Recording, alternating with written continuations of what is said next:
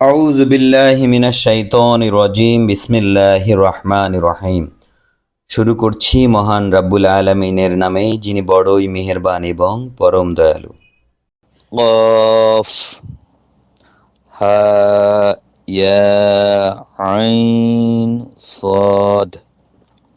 হে নবী, এ হচ্ছে তোমার মালিকের অনুগ্রহের কথাগুলোকে স্মরণ করা, যা তিনি তার এক অনুগত বান্দা জাকারিয়ার ওপর প্রেরণ করেছিলেন, যখন সে একান্ত নীরবে তার মালিককে ডাকছিল। সে বলেছিল, হে আমার রব, আমার হাড় সত্যি সত্যি দুর্বল হয়ে পড়েছে এবং আমার মাথা শুভোজ্জ্বল হয়ে গেছে। তুমি আমার দোয়া কবুল করো। হে আমার রব, আমি তো কখনো তোমাকে ডেকে ব্যর্থ হইনি। আমার পর আমি আমার পেছনে পড়ে থাকা আমার ভাই বন্ধুদের দিনের ব্যাপারে আশঙ্কা করছি। এদিকে আমার স্ত্রীও বন্ধ্যা হয়ে গেছে। একান্ত তোমার কাছ থেকে তুমি আমাকে একজন উত্তরাধিকারী দান করো, যে আমার উত্তরাধিকারিত্ব করবে এবং উত্তরাধিকত্ব করবে ইয়াকুবের বংশের। হে আমার রব, তুমি তাকে একজন সন্তোষভাজন ব্যক্তি বানাও।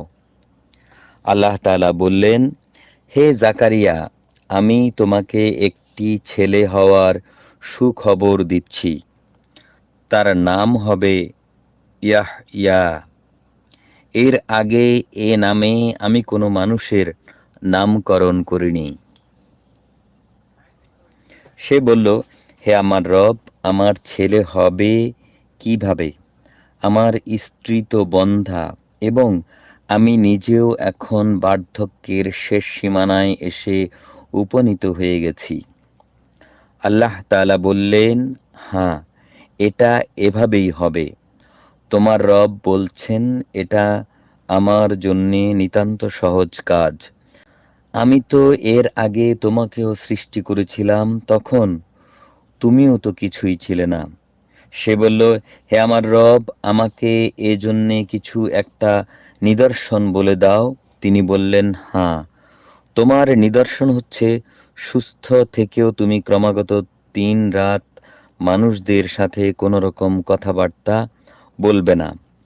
অতঃপর সে কামরা থেকে বেরিয়ে তার জাতির লোকদের কাছে এলো এবং ইশারা ইঙ্গিতে তাদের বুঝিয়ে দিল, তারা যেন সকাল সন্ধ্যা আল্লাহ তাআলার পবিত্রতা ও মহিমা ঘোষণা করে। এরপর ইয়াহইয়ার জন্ম হলো।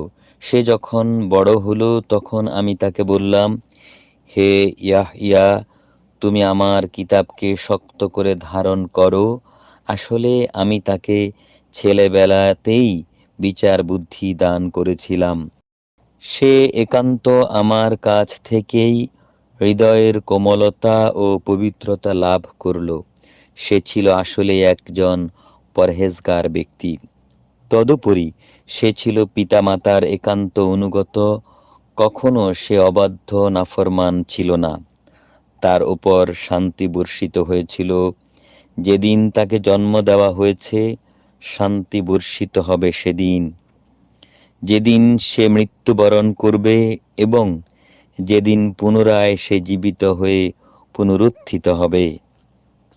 মহান আল্লাহ যা বলেছেন সত্য বলেছেন।